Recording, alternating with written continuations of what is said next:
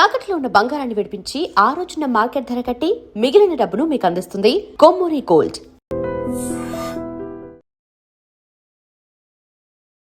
నమస్తే రమ్మగారు. నమస్తే జయ. రమ్మగారు, ఏదైనా చేజారితే కానీ దాని విలువ తెలియదు అంటారు కదండి. అవును. కొన్నిసార్లు చేజారిపోయినా కూడా పట్టించుకోరు రమ్మగారు. పోనింది, అది నాది కాదు అట్లా కూడా అనుకునే పరిస్థితిలోకి వచ్చేసాం కాదంటారా? అవునేమో, అంటే సమయం చేజారిపోయాక చేసేదేం లేదు. మనం చెప్పుకుంటాం చేతులు కాలేక ఆకులు పట్టుకోవటం అని, అంతేగా చెప్పుకునేదే. ఇప్పుడు వ్యక్తులు కానీ, సంఘటనలు కానీ, పరిస్థితులు కానీ, డబ్బు కానీ, వస్తువులు ఏవైనా కానీ చేయి జారిపోయాక, అది మన నుంచి దూరం అయిపోయాక దాని విలువ మనకు అర్థమవుతుంది, దాని లోటు తెలుస్తుంది. ఇది చెయ్యకుండా ఉండాల్సింది అనిపిస్తుంది కూడా. అవును. కానీ ఏం చేస్తారంటే, ఇప్పుడు కాలం ఎలా ఉందంటే, ఒకసారి చేసిన పొరపాటుని మళ్ళీ చేయకుండా ఉండాలన్న ఓత్తు తీసుకునే పరిస్థితి లేదు ఇప్పుడు. పర్వాలేదు, చాలా లైట్ తీసుకుంటున్నారు. ఒకేటే రకపు దెబ్బల్ని మళ్ళీ మళ్ళీ తినడానికి సిద్ధంగా ఉంటున్నారు చాలామంది. అది కాకుండా ఇంకొక సమస్య వస్తుంది. ఏదైనా ఇట్లా దెబ్బ తిన్నారు, ఒకటి చేయి జారిపోయింది, రిపెంట్ అవుతారు, తెలుస్తుందా, వెంటనే పోయి డిప్రెషన్లో కూర్చుంటారు, వెళ్ళి కూరుకుపోతారు అందులో. అవును. కూరుకుపోయి ఇక మళ్ళీ ఇలా తప్పు చేయకపోవటం కాదు, అసలు మళ్ళీ ఏమీ చేయకపోవటం అనే స్థితిలోకి వెళ్ళిపోతారు. అది పొరపాటు, అది తప్పు. ఈ పట్టించుకోకుండా మళ్ళీ మళ్ళీ అవే తప్పులు చేసుకుంటూ, అవే పొరపాట్లు చేసుకుంటూ, అలాగే జీవితం అంతా చేజార్చుకునే రకంగానే ఉంటూ, తమ పొరపాట్లకి ఇతరులని లేదా ప్రపంచాన్ని నిందిస్తూ సినికల్గా మారిపోతారు. ఇదొక పరిస్థితి, ఇది జరుగుతూనే ఉంటుంది. ఈ కాలం ఎలాంటిదంటే, అసలు ఏ కాలమైనా నిన్న వెళ్ళిపోయింది, ఇవాళ దాన్ని తేలేము. అవును. నిన్న జరిగిపోయిన దాన్ని ఇవాళ మార్చగలమా అంటే కొన్నిటిని మనం సెట్ చేయగలుగుతాం, మార్పు కాదు మనం చేయగలి, జస్ట్ సెట్టింగ్ కుదురుతుంది. కొన్ని సెట్ అవ్వవు.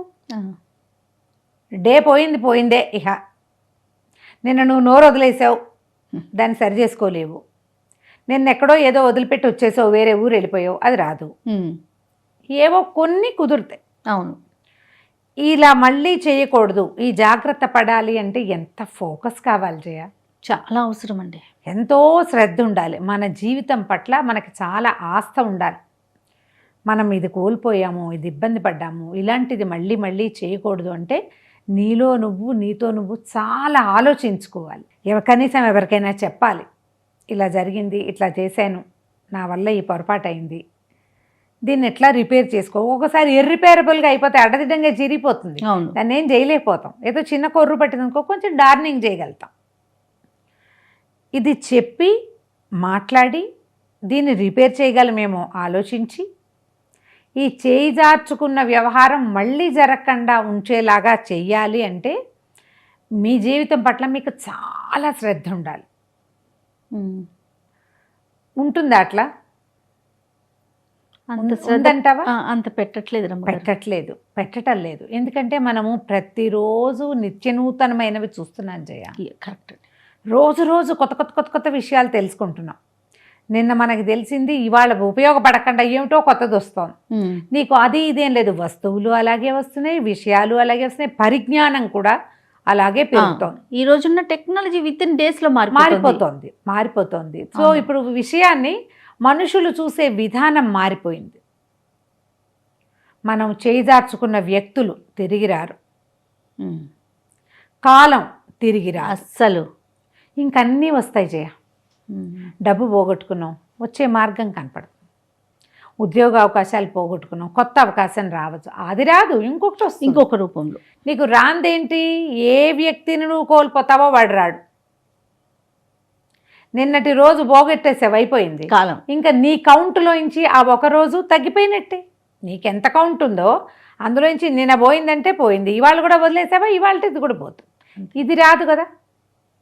ఫోకస్ కావాలి మనుషులకి. ఇది ఎట్లా అంటే వాళ్ళ మీద వాళ్ళకి కంట్రోల్ కావాలి జయ. ఇప్పుడు అసలు అదే లేదు కదా, అస్సలు అది లేదు. మనం గాలివాటుకి పోతున్నాం అంతే. ఇప్పుడున్న తరం కూడా అంతే. ఎంతసేపు నిత్యనూతనంగా కొత్తదనాన్ని అన్వేషిస్తూ పరిగెడుతోంది. కొత్తవి లభించిన కొద్దీ ఇంకా కొత్తది అని వెళ్ళి ఈ పాత వాటిని వదిలేయటం, కొత్త వాటి వెనకాల పరిగెత్తడం. మొట్టమొదటి జీవితానికి కావాల్సింది ఫోకస్. దాన్ని సంపాదిస్తే అప్పుడు ఈ చేయి జార్చుకున్న వాటిని సంపాదించుకోగలుగుతాం, చేయి జార్చుకోకుండా ఉంటాం. ఇది వేస్ట్ కాకుండా ఎప్పుడు రోజు గడవకుండా ఎట్లా ఉంటుంది, తెల్లవారిందంటే గంటలు టకటక వెళ్ళిపోతాయి, సూర్యుడు వస్తాడు, మెల్లిగా పైకి ఎక్కుతాడు, మెల్లిగా ఇట్లా కిందకి దిగిపోతాడు. అవును. రాత్రి అయిపోతుంది, 3-4 గంటలు గడిచేసరికి పడుకుంటాము, అయిపోతుంది. ఈ మొత్తం 24 గంటల స్పాన్లో మనం మెలకుగా ఉండే 10-12 గంటలు, అందులో మనం అటెంటివ్గా ఉండి ఈ రోజుకు కావాల్సిన పనో పాదస్మో ఏదో ఒకటి క్లియర్గా చేసుకుని వేస్ట్ చేసుకోకుండా ఉండే విధానాన్ని మనం అవలంబించాలంటే ఫోకస్, ఖచ్చితంగా కాన్సన్ట్రేషను, దాంతోపాటు జీవితానికి ఒక క్రమశిక్షణ కావాలి. చేజార్చుకోకుండా ఉండండి, దాన్ని పాడు చేసుకోవద్దు, ఉపయోగించండి ఏ రోజుకు ఆ రోజు, అంతే. రోజులు వేస్ట్ చేసుకోకుండా. చాలామంది ఇప్పుడు డే ప్లానర్స్ వచ్చినాయి కదా జయ, నెల రోజులకు సరిపడా ప్లాన్ రాసేసుకుంటారు. అవును. ప్లాన్ ఇంప్లిమెంట్ చేస్తున్నారా లేదా అది వేరే కదా, ముందు ప్లాన్ అయితే చేసుకుంటారు. చేస్తారు. పోనీ అంత పెద్దది కాదు, డే టు డే ప్లాన్ పెట్టుకోండి, అది పెట్టుకున్న నయమే కదా. గంటలు వృధా చేయకండి టీవీల ముందు, ఫోన్లతోటి, కాలక్షేపంతో లేదా బద్ధకంతో డే పాడు చేసుకోవద్దు. మిగిలినవన్నీ మనం సంపాదించుకోగలమేమో కానీ రోజులు మాత్రం రావు. అవునండి. కాబట్టి కొంచెం ఆలోచించి ప్రవర్తించాలి, అంతే. రైట్. నమస్తే రమ్మగారు. నమస్తే G. And for more videos, Please subscribe to iDream. Please subscribe to iDream. Please subscribe iDream. And please subscribe to iDream. For more videos, subscribe to iDream. please like, share and subscribe to the channel. Congratulations, iDream. Subscribe to iDream. Subscribe to iDream. So subscribe to iDream Media. iDream की iDream team अंदर की huge congratulations. Please subscribe iDream Media. Please subscribe to iDream. Subscribe iDream. Please subscribe to iDream. iDream అంటే నా కళల channel subscribe చేసుకున్న నోరు తిరుగుతలేదు, మీరైతే గంట గుర్తు కొట్టండి. For more such videos, please subscribe to iDream. Subscribe to iDream. Please subscribe to iDream. Please subscribe iDream Media. Please do subscribe to iDream. Please subscribe to iDream Media. For best entertainment and information, please subscribe iDream. And don't forget to subscribe to iDream.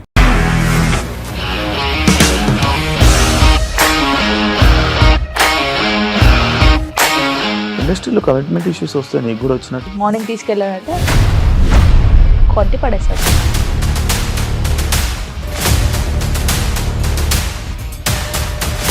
ఒక్కళ్ళు కూడా చూడలేదు ఈ cinema అని చెప్పడానికి కూడా చాలా ధైర్యం కావాలి. అది నిజం కదా, దాంట్లో ధైర్యం ఏంటి? ఇది నెక్స్ట్ డే ప్లేట్ మార్చేస్తే తప్పు కదా. As of now we are comfortable this అని నేను అనుకుంటున్నాను. రష్మిక గారిది మీది ఒకే ఊరు అంట కదా. నీకు కోపం వచ్చిందంటే బాగా తిట్టేత్తరా? తిట్టేద్దామండి. నిజంగా గేమ్ ని ఎలా చేంజ్ చేయగలిగారు? ఏపీఎస్ఎఫ్సి వాళ్ళకి 6 నెలల్లో నేను 6 లక్షలు కట్టా. బిజినెస్ చేయాలనుకుంటే it is as difficult as riding a tiger.